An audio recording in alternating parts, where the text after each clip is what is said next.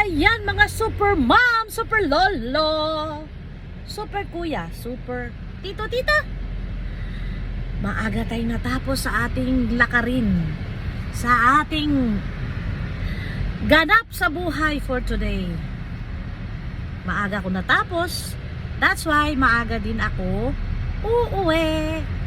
Kaya pagdating ko sa bahay,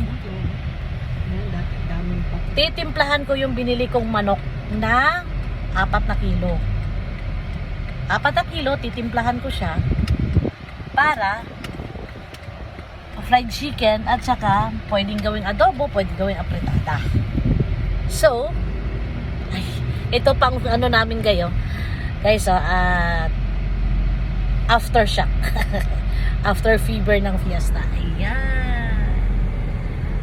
Bandaritas, bandarito, bandaro. Sa tingin ko baka end of June na to tatanggalin. Kasi ang fiesta talaga ni Perpetual Health is 27. Pero sinelebrate siya ng 23 kasi ang 27 parang weekdays.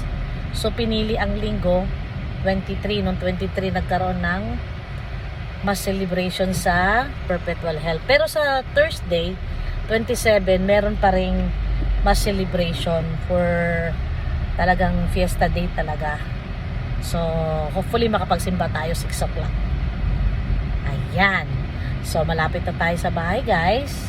Pagdating ko sa bahay, timplahan na natin ang kurok para fried chicken. Ayan. Masaya lang ako, guys, kasi nakauwi ako ng maaga. At maraming nakaabang na tupiin. Yay!